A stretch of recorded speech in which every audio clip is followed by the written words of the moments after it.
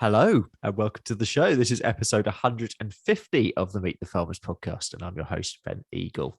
Today, I am heading over my county border to Suffolk to meet Dan Brown, who grows wheat, linseed, sugar beet, and potatoes on 600 acres, as well as keeping 44,000 free-range hens for eggs. Dan, welcome to the podcast. How's your week going? Morning, Ben. How are you? It's a lovely day. I've been spraying this morning. The linseed that you trailed there has been replaced by a crop called hybrid rye. Oh, okay. You're growing rye now. Applying growth regulator to it this morning. It was a lovely morning to be out on the sprayer. Absolutely. Pop back to the house to speak to you. Great. Can we start just because let's look at your chickens first, because obviously bird flu has been in the news quite a bit recently. Have you been impacted at all this winter? Yes, we've. I can't remember exactly when, but it's late November. We housed them, and we've only let them out last Monday. Bank holiday Monday, they were let back out. So the birds have been in the house for 5 months, and they were ranging really well before we shut them in. So for the first few days, they were sort of stood there looking at the potholes, like, "What's going on? Come on, open the potholes." But yeah, they've had to be shut in all winter. I don't think it's a bad thing to shut them in sort of December, January, February, because it's so wet and horrible outside, and they drink out the puddles. And then you get gut health problems and all sorts of things like that. Okay. So, I don't mind shutting them in for that. But when it gets to sort of late April, early May, and they're still shut in and the weather's improving, I think they've had enough and we've had enough. And it's good to get them back out again. Yeah. And clearly it sort of brings on all sorts of biosecurity questions. How do you reckon, in your view, so how do DEFRA sort of deal with it? I think they deal with it as best they can. Yeah, I don't think there's. I'm not at all critical of what they do. When they get the outbreaks sort of popping up, I think it's sort of up the Lincolnshire coast. It's brought in by migratory swans and things. Yeah, because it does sort of seem like it is actually pretty well contained. As soon as a case comes in, out of all of them, they do they pop us a 3 kilometre exclusion zone and a 10 kilometre monitoring zone. I can't remember the exact terminology, but there's 2 rings thrown around the side. Yeah, and you need to do the right paperwork and things to move eggs and poultry in and out of those zones. And the rest of us, we sort of double check our biosecurity. We make sure we're changing boots between houses. You should be doing that anyway, but you tend to forget, and then an outbreak like this sort of reinforces it, and everyone ups their game. Yeah, but it spread really quickly, and it for a while in December, January, every day there was another outbreak and another outbreak. Yeah, and you sort of there was one in King's Lynn, which is probably about 25 miles as the crow flies. Okay. And then one of the last outbreaks was at Piemore in a big duck farm, which was 17 kilometres. I looked that up. So what's that in miles? About 12? Yeah, it must be. In a straight line. So 12 miles is not a very long flight for a migratory swan to bring it from there to here. So that's when you really start to think, this is getting too close now. Yeah. And we seem to have got through. Yeah. If an outbreak did happen with you, and let's hope it doesn't ever. But what would the process be? The government vets arrive on site, and then, firstly, you would see high mortality in the shed. So it's not a sort of you could have COVID and not know, couldn't you? And have to do a PCR test or whatever to confirm what it is. Or apparently with a bird flu outbreak, because birds start dying in huge numbers. So it's immediately obvious to the farm staff, I think, what's happening. You then get in touch with your vet, who will then move it up the chain to the government vet. They'll come out and set up a sort of, I'm not sure how it worked when they had sort of 100 outbreaks, but the theory is they bring a little mobile office, I think, set it up on your farm and direct operations. Okay. But whether they ever had enough staff to do it that way, I'm not sure. I was going to say.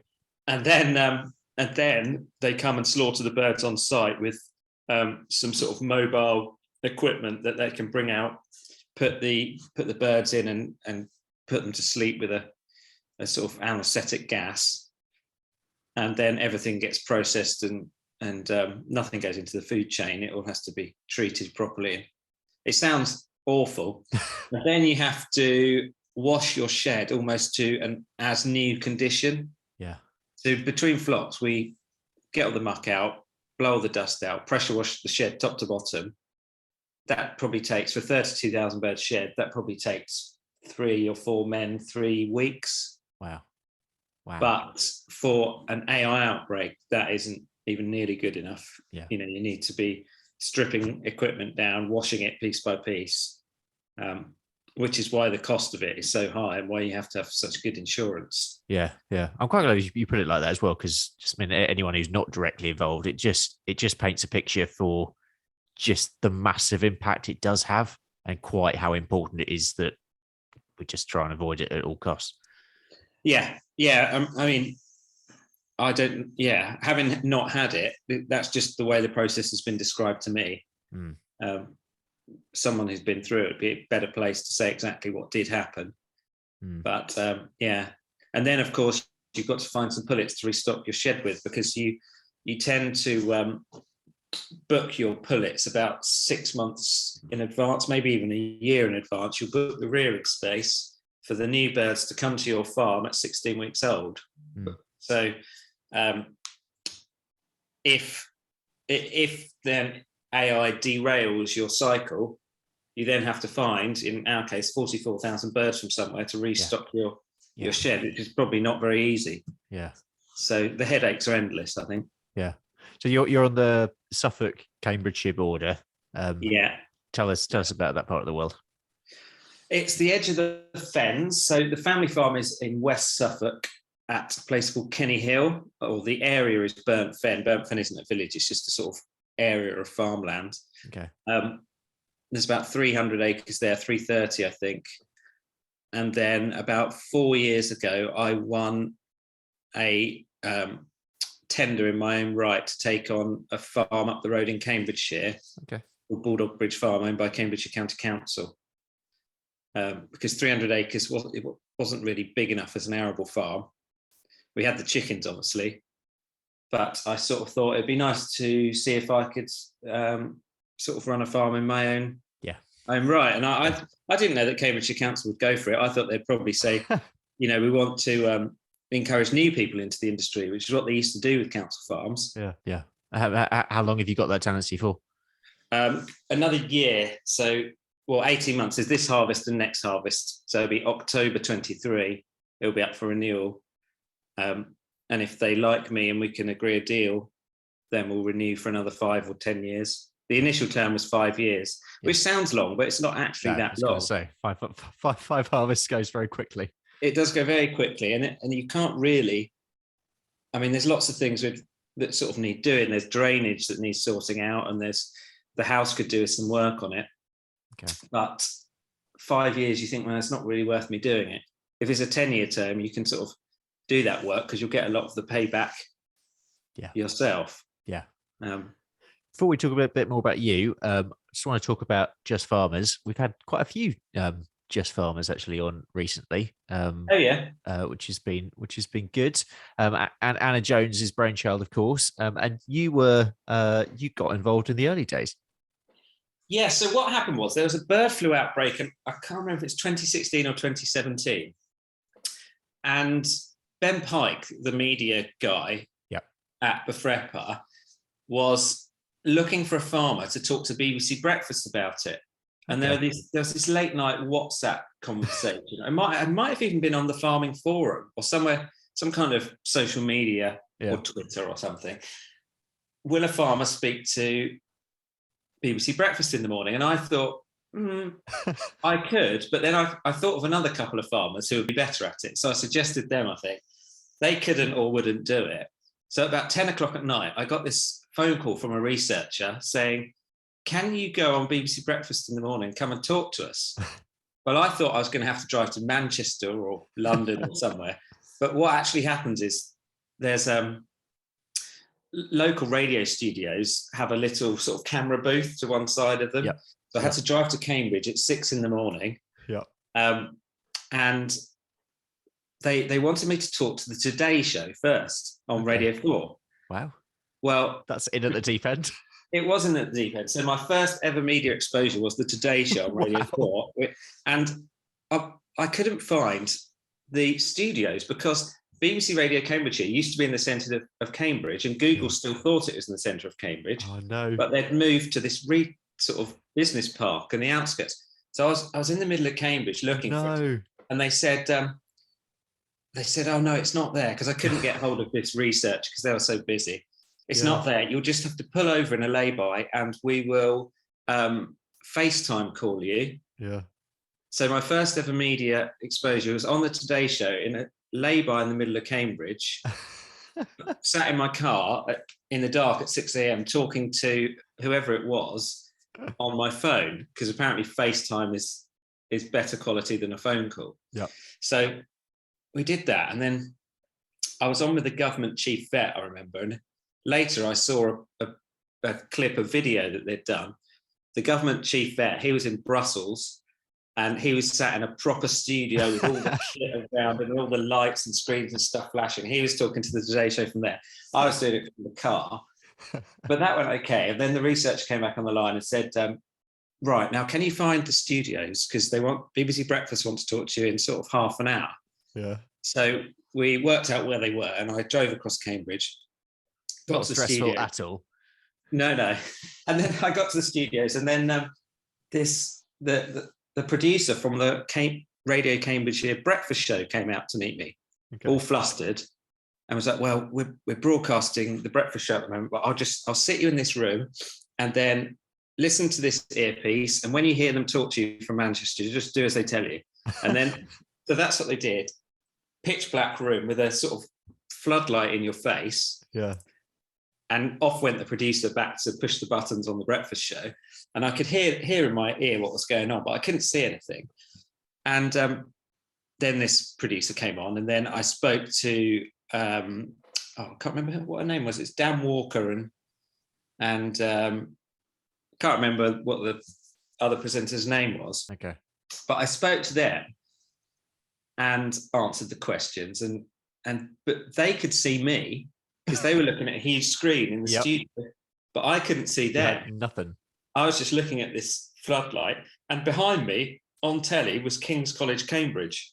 But in this dark room I was sat in, there was just a piece of grey sort of tarpaulin behind me. Okay. So they obviously put all the nice pictures in afterwards. So it was fairly easy. I mean, the questions, they weren't trying to catch me out or anything. Yeah.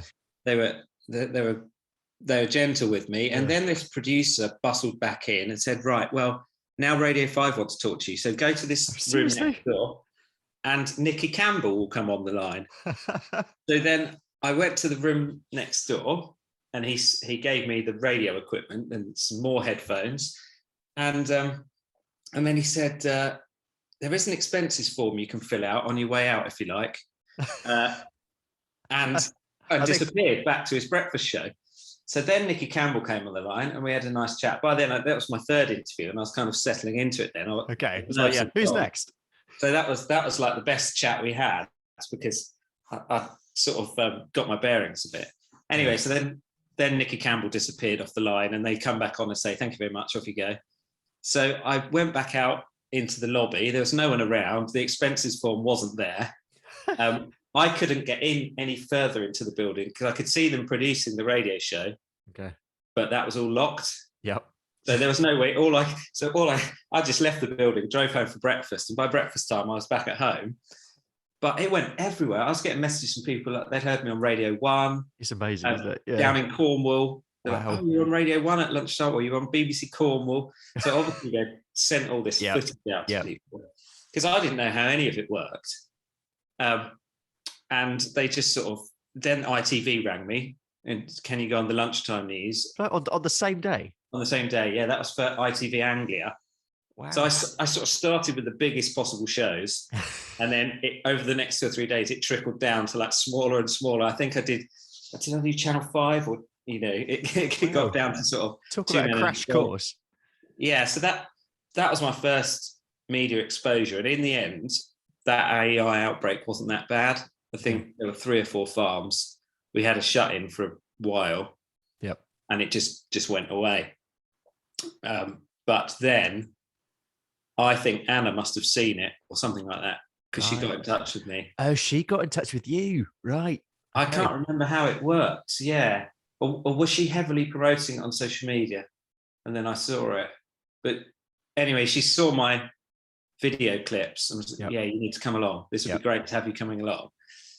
So I did it the wrong way around, really. I got thrown into the deep end and then went and did some training, which is the way I approach most things. So then that was a year or so later. Anna came out to the farm with Alex, her boyfriend, who was, I think he's a cameraman. Yeah. So they're both into the media. And they came to see me, and then we were combining. I think they took some pictures of me baling straw. And then a few months later, we went down to Bristol. That's good fun. And they got Tom Heap from Country File to come in and see us, and a newspaper journalist and a radio producer, I think it was. And they took us to a vegan restaurant, which was good fun. I've heard about this. Yeah. There's this row of shipping containers on the sort of port side, on the harbour side. Yep. And they're all different arty things. Bristol's very arty, isn't it? Yeah, I don't. Yeah, I lived there for about 7 years. So yeah. Oh, did you? I know it very well. Yeah. Well, one of these was this sort of pop-up vegan restaurant, and she took there were dairy farmers on the course, pig farmers. Yeah. I mean, I'm an egg producer, so I'm, vegetarians are fine with me, more or less. Exactly. But so we went along. We had a vegan curry, which was good fun, and then we quizzed the 2 owners. What else did we do? We went to it was split into 2 halves. So we had 2 days in Bristol, and then we had 2 days at Packington Free Range, a pig farm.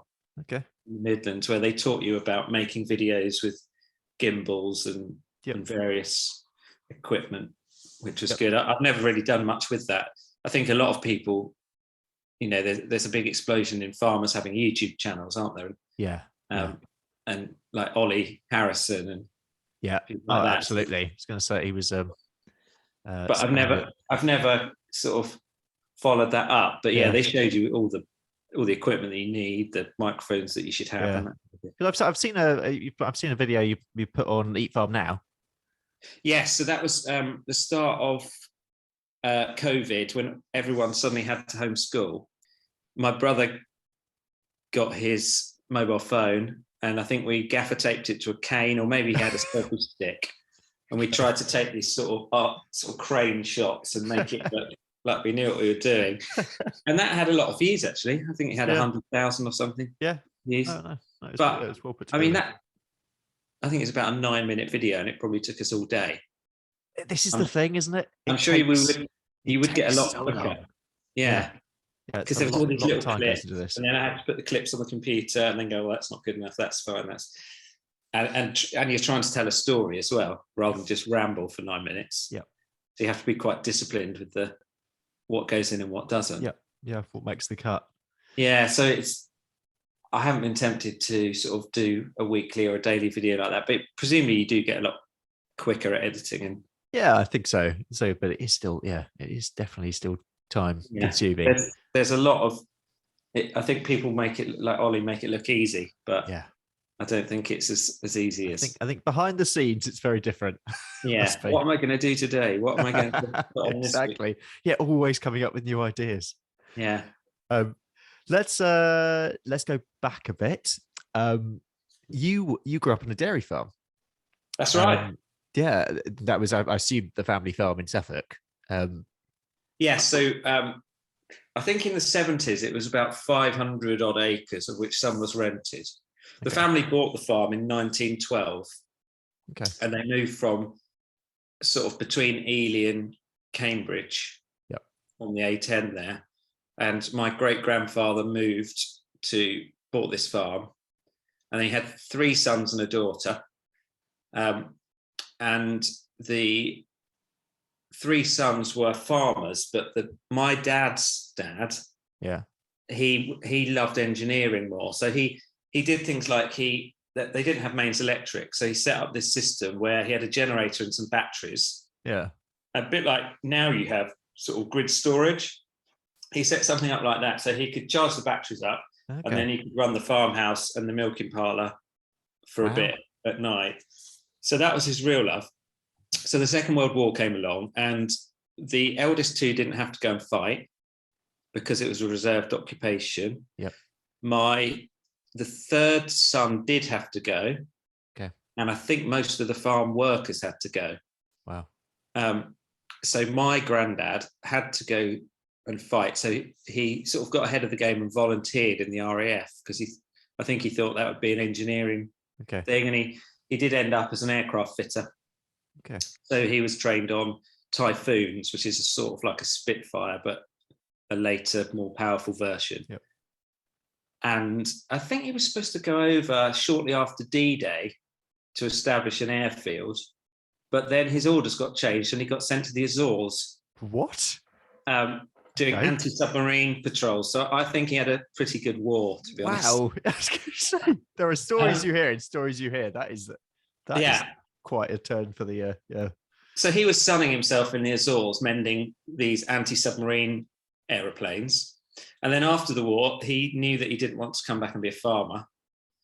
So he set up a car garage in Shillington in Bedfordshire. Okay. Which people were starting to have their own cars then. So he sort of hit that just right as the masses got their first car. And then he did that until the mid-70s when he died of a heart attack. And he would have been in his, I'm not sure, late 50s. Oh, wow. He wasn't particularly old. But my dad was a mad keen farmer. And so he'd gone off to college and ended up down in Kent working on a dairy farm. Okay. And then my granddad's two brothers, the old uncles, were your classic bachelor farmers that never married, never really left the farm. Yeah. Apart from to go to things like the Suffolk show and the Royal show to show their cows. Yeah. So they'd go and stay over in a tent or whatever to show cows for a bit. That was their social life, essentially. Okay. So they had no one to leave the farm to. Right. So then they approached my dad and said, would you like to come and work on the farm with a view to taking it on? Okay. And then there was, my dad's got a brother and sister and they had to be paid out. And there was all the, as you can imagine, even, I mean, back then farmland values in the late 80s and the mid 90s were nothing like they are now. So it's a lot easier to sort out. But it still took a lot of doing, I think. Still the joys of succession, yeah. So that's a convoluted tale of how we got to where we are. And all that time, it was a dairy farm. And they supplied a local dairy in Mildenhall before I was born. And then that shut. So then they moved to, I think it was their milk marketing board, and then Dairy Crest at Fenstanton near Cambridge. But by the late 90s, early 2000s, it was obvious that 60 cows was not enough. Yeah. And there was no money in milk. Yeah. And so in about 2002, Dad decided to sell the herd. The two old uncles had long died. Yeah. And I didn't want to milk cows. I'd already gone off to University of East Anglia to do business management. Yep. So he sold the herd. And since then, Dairy Crest have shut that dairy. So I think even if we hadn't done it, our hand would have been forced, I think. Happened at some point. There's no dairy farming around this area anymore. Yeah. Some on the Suffolk coast, North Norfolk, it's a long way away. Yeah, no, it's amazing, and actually, because the Gold Cup winner this year, which is like the biggest accolade in dairy farming, was won by an Essex dairy farmer. But he's the only farmer left within the M25. Oh, is he? The only dairy farmer left within the M25. Yeah. Yeah, we used to go to. I remember being taken as a boy to this sort of awards evening. Yeah. Every sort of about May, June time. Yeah. And we'd often win this cup for butterfat. Okay. The high butter, they're all different awards. But for some reason, our herd seemed to, whether it was deliberate or accidental, I'm not sure, but it often, and there was sort of us and this other farm that sort of traded, I think it was butterfat, and there's some other trophy. Okay. And we just traded them back and forth for years, and the inscriptions on the, so you'd get to take it home and sort of like it was the FA Cup or something, put it on the mantelpiece, and then you'd have to give it back. And the next year it would go to the other farm, and it would be back and forth. But all of that's gone now. I don't think hardly any of those herds from that Norfolk and Suffolk competition are still going. Yeah, no, it's a completely different picture in the East now, isn't it? Yeah. So, like you said, you went to UEA to study business. I'm interested in sort of your mindset, sort of then your choice to study business, and whether what you were thinking about doing afterwards. Were you thinking about going back into farming, going Well, into I've never farming, or? been. I've never. There isn't really a local young farmers club around here, so I've never followed what seems to me the traditional route Yep. of go to young farmers, go to Harper or Cirencester, Yeah. get yourself a Schoffel gilet Yeah. and some tweed, and do all that. So I knew I didn't want to be a dairy farmer, but I didn't know what I wanted to do. Yep. University wasn't that expensive then. I think it was maybe $1,000 a year. So yeah, it was back then, wasn't it? Yeah. So plus your accommodation and things, and then I did okay at school. I got A's and B's in GCSE, and I think I didn't work hard enough at A level, and I got B's and C's, which was enough to go to UEA to do business management while I thought about what to do, I think. Yeah. And I recommend it. I do recommend going to university because it's good to get away from home. But I don't know if I recommend it if you're going to end up with £50,000 of debt and don't know what you're going to do at the end of it. I was thinking the same thing because my degree was that was in the £3,000 bracket, and I think if I think to how it is now, it's like I would think very hard. I think I ended up with about £9,000 or £10,000 worth of student debt after 3 years. Yeah, which you could pay off, not too difficult to pay exactly. That off. Exactly. And it's so a different thing now.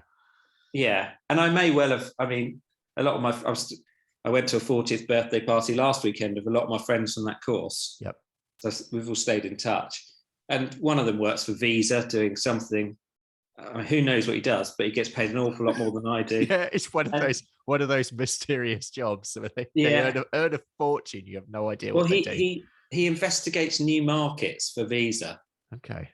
So countries that don't use Visa very much. Right. Because there's Visa debit and Visa credit. Yeah. Anyway, we're not here to talk about Visa, but this is the sort of thing people fell into. Another one is a head of training. Yeah. If your company wants training on something, he'll sort that out. Yeah. So I love that though. Again about and I've similar with my sort of student days from people who I've kept in touch with as well. They end up doing such different things. And that's it's just I love talking about it. And they think it's mental that I end up on the telly to talk about chickens. And what on earth is going on? How have you ended up keeping chickens? Well, I suppose that bit's obvious, and ending up on BBC Breakfast occasionally. and it is. But yeah, so my course wasn't a waste of time because I probably could have gone on to do something like that if I wanted to. Yeah. But at the time, we didn't know.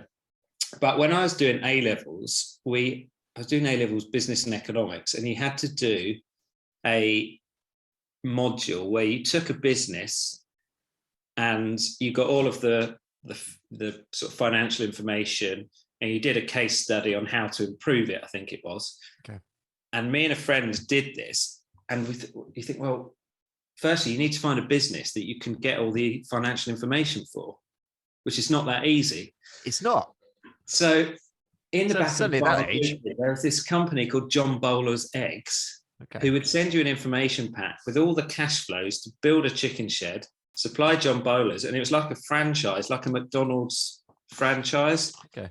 So John Bowler built you a shed, John Bowler sold you feed and pullets, and you sent your eggs back to him. Yep. All this financial information was there. So we did our project. We got 82% for it, which I think was an A. Very good. And then forgot all about it and went off to university and didn't give chickens a second thought, really, until university was finished. And Dad said he'd sold the dairy herd, and he said, do you remember that project you did? They're still advertising the Farmers Weekly. Should we have a proper look at it and see if we can put a chicken shed on the farm? So we went on their open day, but it was a franchise model, and they locked you in for 4 or 5 years. And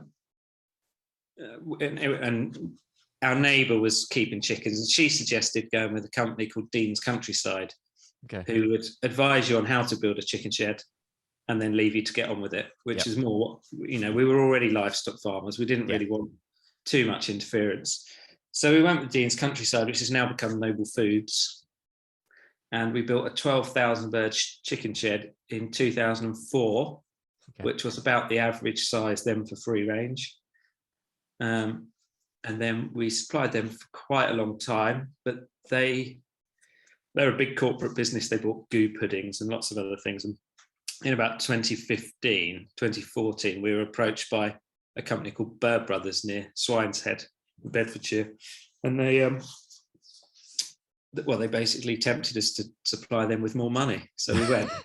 and in 2015, we built a second chicken shed. Yes. Yeah. So it did take us a long.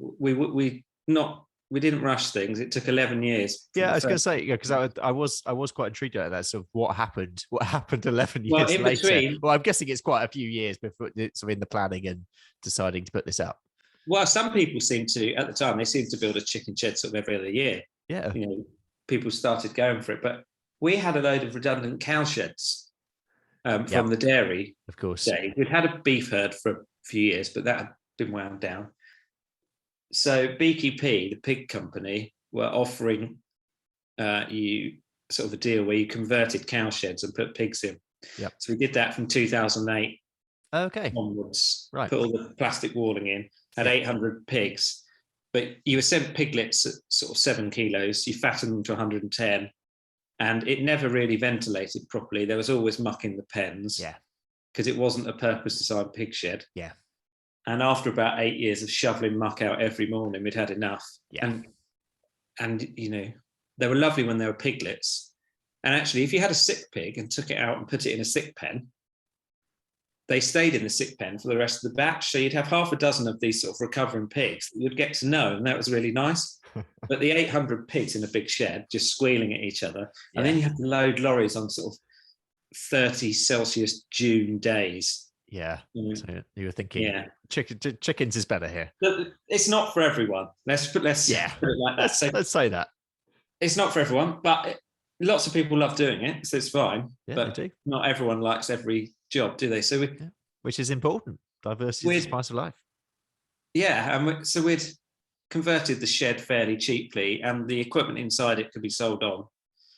So we sold off the pig equipment and built another chicken shed. And that was the other thing, because we'd been asked if we would build another chicken shed. The bank was starting to say, well, hang on, there's a salmonella. I don't know how the bank manager knew, but he knew about salmonella, and he knew there was a risk that it could pass from pigs to chickens. Okay.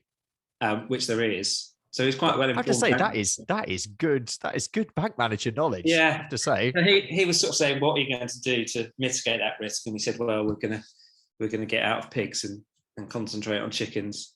And he says, fair enough. So that was early 2016. No, I think summer 2016 the birds were housed by the time it was built. Okay. And then we had a couple of reasonably good years, and it's been sort of declining ever since, really. In terms of egg prices falling. I think things were really good in 2015-ish. Yeah.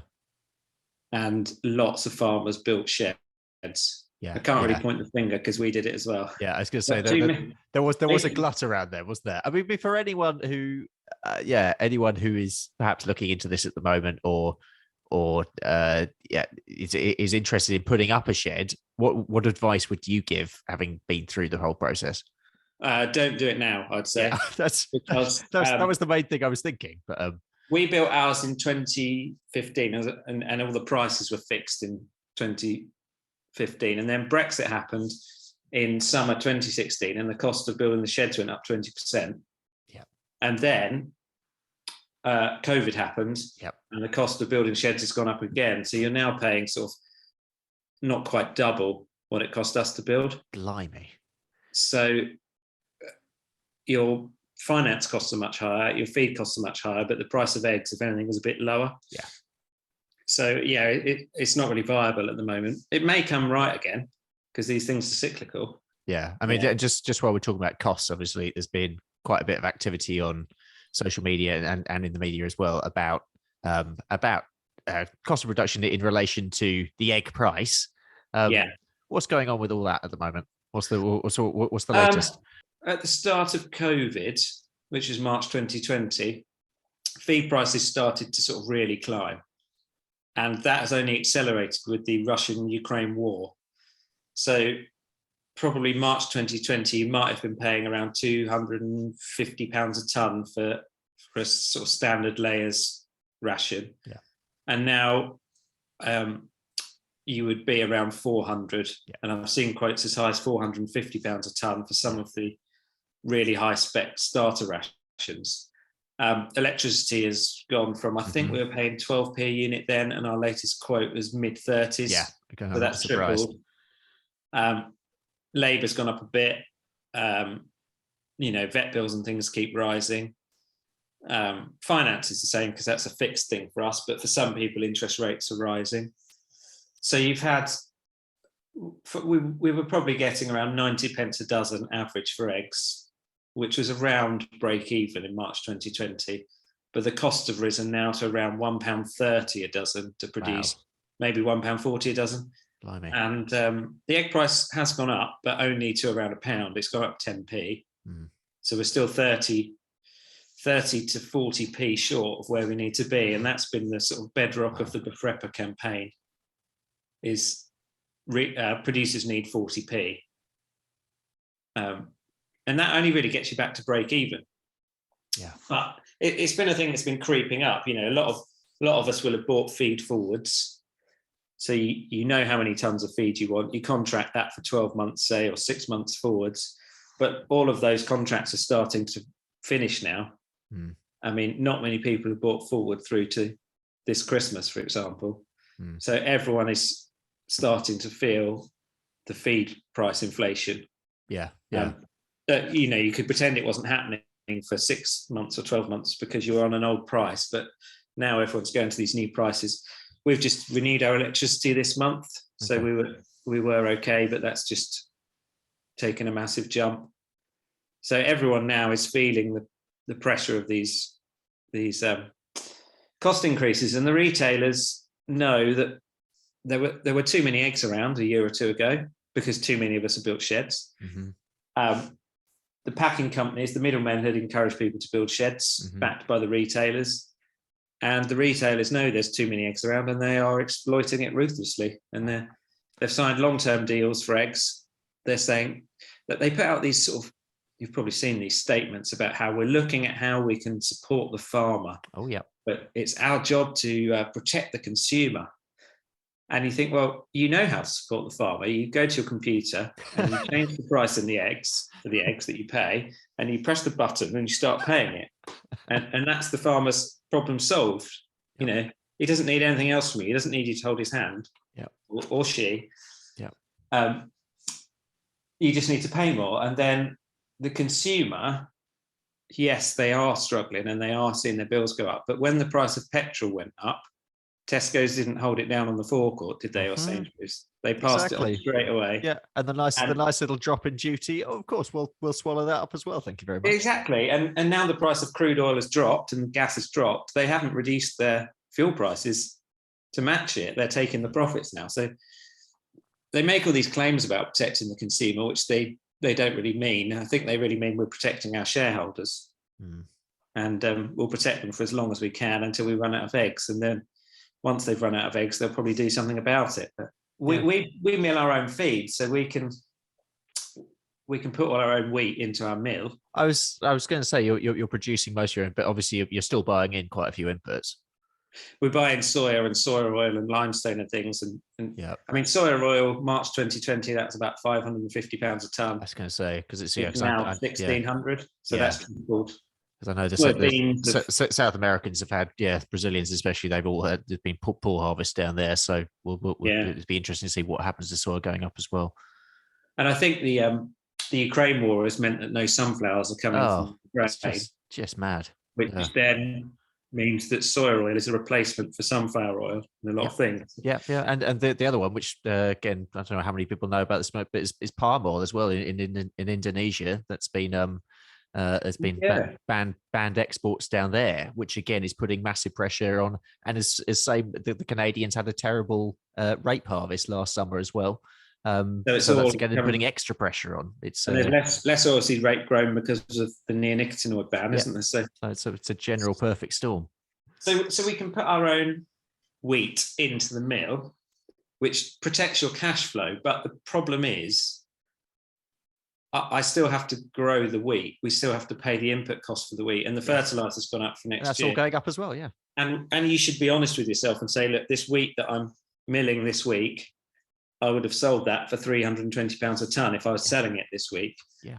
And I did this little cost exercise the other day, like a stress test, where I thought, if I put the soybeans in, the soya oil, limestone, electricity, and everything into my poultry spreadsheet, how much would I have to give the wheat to the chickens at to break even across the whole farm? Yeah, because that was generally one of my questions for you. I was thinking, how do you do it?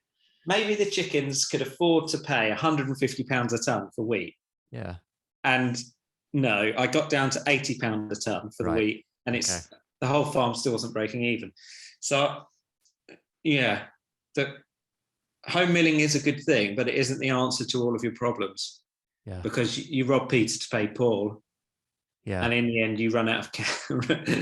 You can't grow wheat for sort of £60 a ton anymore. You haven't been able to for years. Exactly. So it is still a loss. But I feel for those poultry farmers who are just poultry farmers and have no sort of arable to go alongside. Yeah. It must be very difficult. So obviously it is, for all those reasons and more, it's quite a difficult time at the moment. So I mean, it's been a very grumpy and miserable. Yeah, that's right. Now, isn't it? So what's your plan in terms of growth? Stay the same, or any changes going on? We definitely won't be growing the poultry at the moment. Our 2004 shed is probably ready to be upgraded inside. It's still pretty good, but it's had 15 flocks through it now. Okay. You could probably do another 5 flocks through there, but at some point, all of that equipment inside will need replacing. Yep. And perhaps when that needs replacing, you would then think, well, if the egg market was good, you might put a multi-tier system inside, so you'd keep a few more hens. But at the moment, I don't think there's any demand for extra chickens, so we won't be doing anything. Yeah.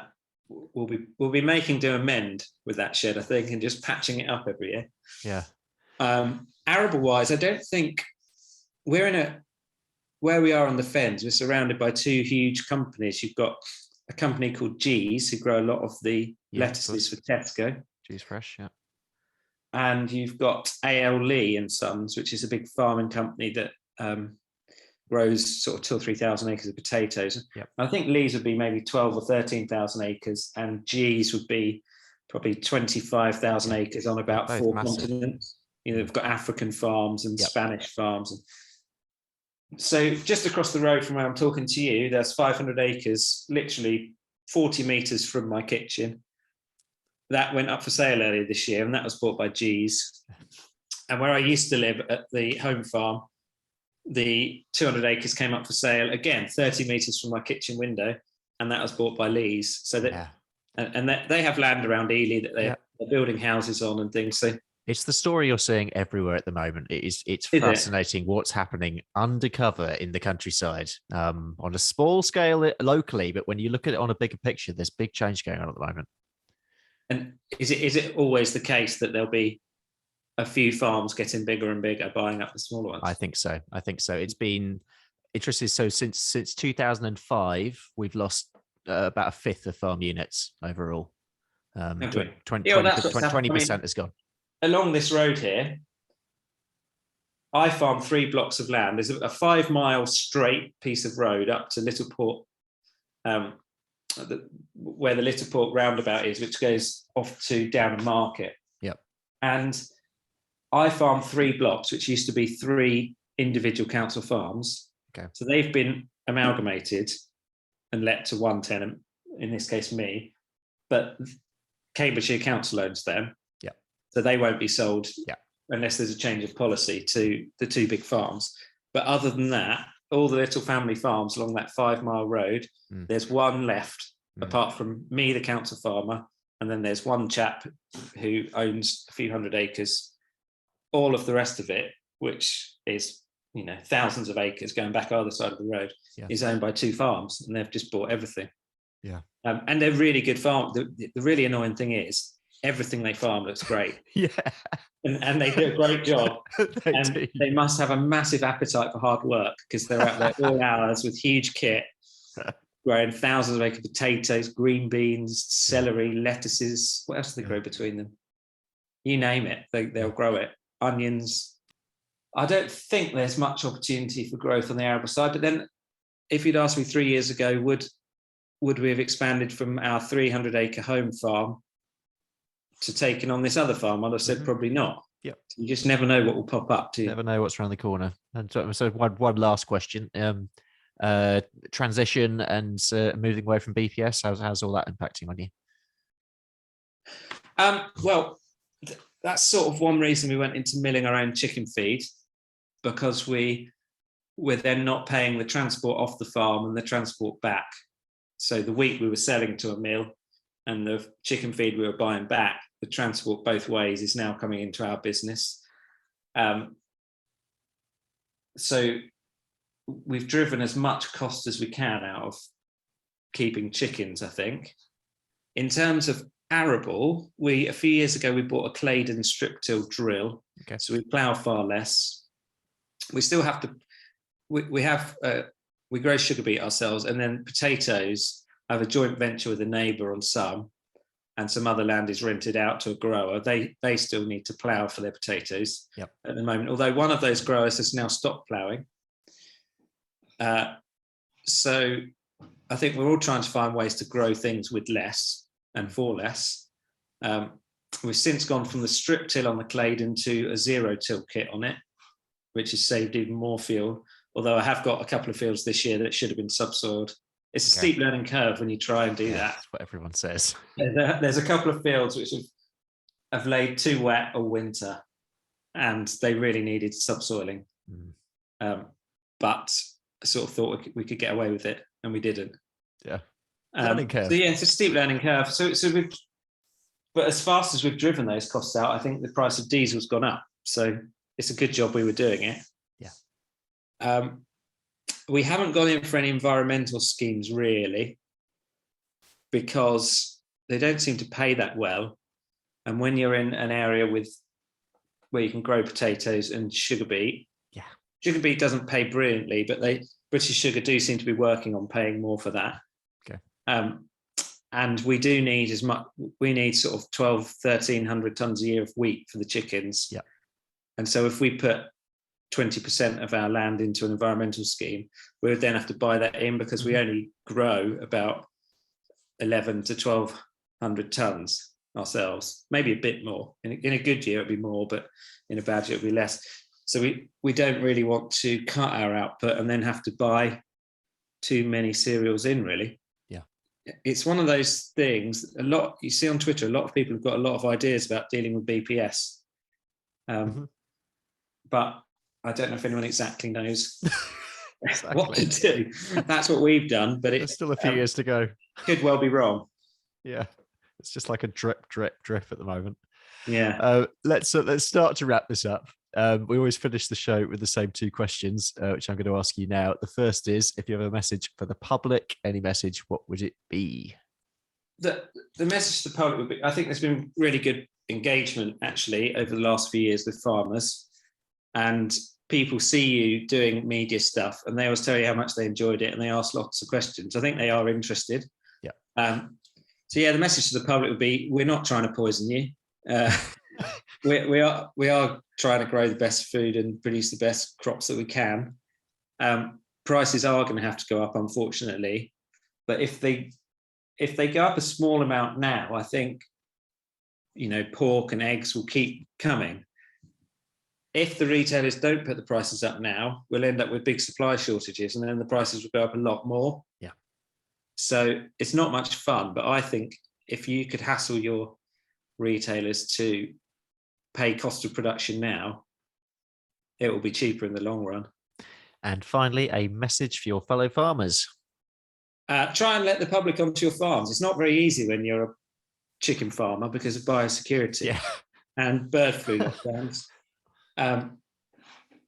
But yeah, farmers probably do the opposite to what the pressure groups do, whereas they think we're trying to poison them. We all think the public hate us, but they don't, and they are quite interested. So treat them as your friends, tell them why you do what you do.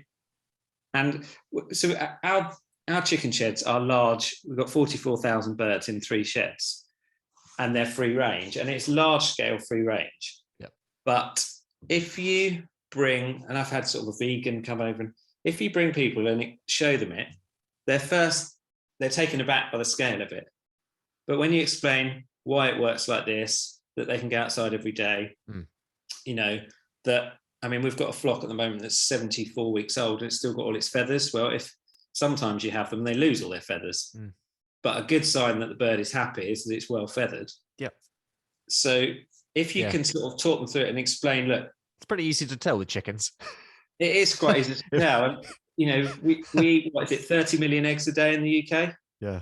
So realistically, you can't just have birds scratching around farmyards to produce eggs. You do have to do it in a sort of industrial way, as kindly as you can. So if you can engage with people, I think the more the better. Brilliant. We'll leave it there on that wide-ranging discussion. Thank you very much. It's going to be a fun edit. I've just rambled on and on and on there. Hopefully no, it's great. Cut that into something useful. Oh, I'm sure it will be. But no, thank you so much for coming on the show. And are you going to the Suffolk show this year? Probably, yes. We've got a 4-year-old and a 2-year-old, so they'll probably want to go. I'm going to the Pig and Poultry Fair on Tuesday. Nice. But Suffolk show will be for fun. Yes, absolutely. Pig and Poultry Fair is for work, yeah. Super. Have fun with that. Thank you very much for listening. Please do subscribe to the show if you haven't already, so you never miss a future episode. Next time, I will be heading to Gloucestershire and I'll be speaking to first-generation farmer Matt Elliott. So I hope you can join me then. But until then, have a great week.